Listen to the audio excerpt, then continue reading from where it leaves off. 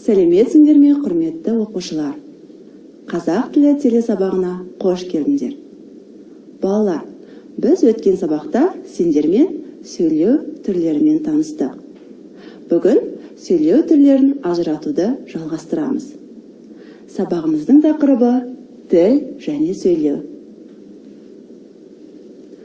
Бүгінгі сабақта сендер жаңа сөздердің мағынасын сөздік арқылы анықтауды, сөзді жүйелі түрде жоспарлап, сөйлеу мәдениетін сақтап, диалогке қатысуды үйренесіңдер. Балалар, қазір мен оқитын сөйлемдердегі сөйлеу мәнері кімге тән екенін тауып көріңдерші. Алматы уақыты 9 сағат 15 минут.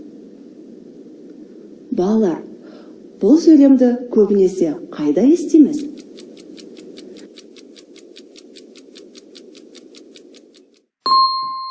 Дұрыс айтасыңдар. Темір жол вокзалынан, аэропортта естиміз. Ал келесі сөйлемді ше? Аузыңды аш, де. Балалар, бұл сөйлемді тіс дәрігеріне барғанда естиміз. Бұл сөйлеу мәнері тіс дәрігеріне тән екен. Абайлаңыз, есік жабылады. Келесі аялдама Абылайхан даңғылы. Балалар, бұл сөйлемді қоғамдық көліктерден, яғни автобустан, троллейбустан естиміз. Ойыншықтарыңды тағы да шашып тастағансың ба? Балалар, бұл сөйлеу мәнері бізге таныс болу керек. Себебі аналарымызға, әпкелерімізге тән. Бүгінгі өтетін тақырыбымыз етістік. Балалар, бұл сөйлеу мәнері кімге тән екенін сендерге табу тіпті оңай болу керек.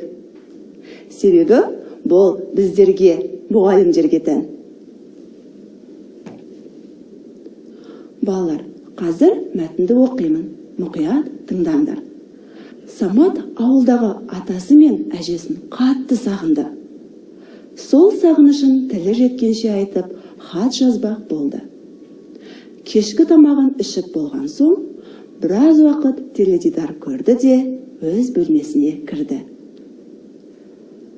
Торкөз дәптерден 2 парақ жыртып алды.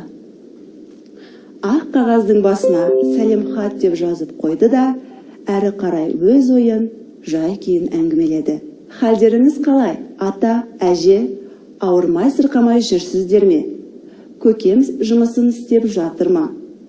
Біз де аман саумыз. Балалар, мәтіндегі сәлем хат, хал сөздерінің қалай жазылуын естеріңе сақтаңдар. Балалар, жоғарыда орындаған 2 тапсырмамызда сөйлеудің қай түрі орындалғанын тауып көрейікші. Бірінші тапсырмада сөйлеудің қай түрін орындадық? Дұрыс айтасыңдар, ауызша түрін орындадық. Мәтінді оқығанда сөйлеудің қай түрін орындадық? Мұнда да сөйлеудің ауызша түрін орындадық. Саматтың хаты сөйлеудің қай түріне жатады? Дұрыс айтасыңдар балалар, жазбаша түріне жатады екен. Жарайсыңдар.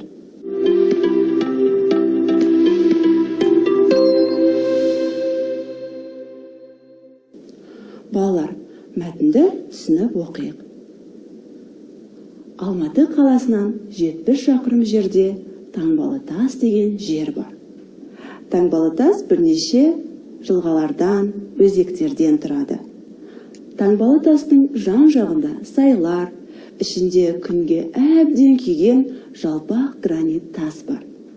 Гранит тасқа таутеке, бұғы, киік, жылқы, бұқа және басқалардың кескіндері қашалып салынған. Қолдарына ұзын найза ұстап, белдеріне қылыш асынған, кейбіреулері желбірете ту ұстаған 22 сарбаздың суреті өте әдемі бейнеленген. Балалар, мәтіндегі жұлдызша арқылы берілген сөздерге назар аударайық. Бұл сөздердің мағынасын оқулығымыздың соңғы бетіндегі сөздіктен қарай аламыз. Бірге оқиық. Жылға, қар, жаңбыр суы ағатын шағын өзекше. өзек, жауын, қар суынан пайда болған кішірек сай. Гранит тас жер қыртысында өте көп тараған магмалық тау жынысы. Кескін, бет пішін, әлпет, келбет. Сарбаз, қатардағы әскер, жауынгер. Балалар, мәтінімізге қайта оралайық. Мұндағы қарамен жазылған сөздерге назар аударайық. Бұл сөздер мәтінде сөйлемдерді байланыстырып тұрғанына назар аударыңдар.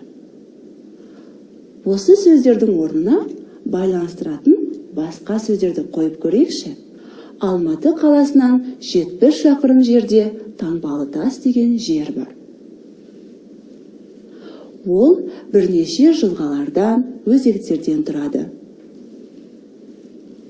Оның жан-жағында сайлар, ішінде күнге әбден күйген жалпақ гранит тас бар. Оған таутеке, бұғы, киік, жылқы, бұқа және басқалардың кескіндері қашалып салынған. Мінеки балалар, сөздерді қайталағанша орнына байланыстыратын сөздерді де қойып айталамыз. Балалар, алғашқы адамдар суреттің көмегімен сөйлеудің қай түрін жүзеге асырды? Қалай ойлайсыңдар? Я, балалар, ауызша сөйлеу түрін жүзеге асырды. Балалар, енді осы сұраққа өз пікірлеріңді айтып көріңдерші. Жазбаша сөйлеу бірден пайда болған жоқ. Ерте заманда адамдар өз ойларын бір-біріне жеткізу үшін тастарға сурет салған. Уақыт өте келе, еңбек арқылы ойлары дамып, тілдері де дами бастады. Балалар, енді бейне үзіндіге назар аударайық.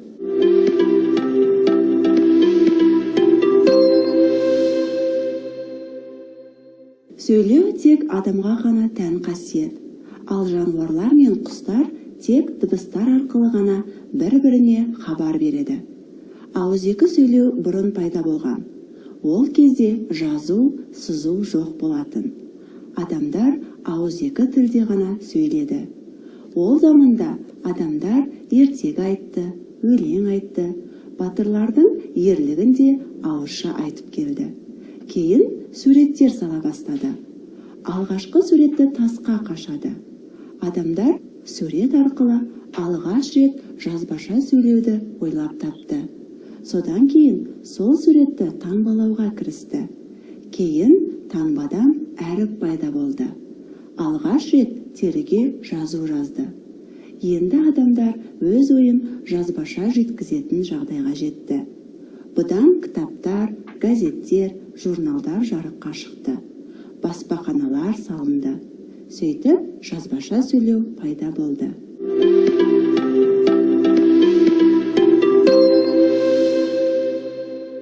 Балалар, қазір бізге берілген сурет бойынша күзгі бақ тақырыбында диалог құрастырып көрейік.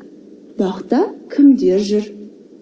Олар не туралы сөйлесуі мүмкін? Осы сұрақты басшылыққа ала отырып, диалог құрастырып көрейік. Күзгі бақ.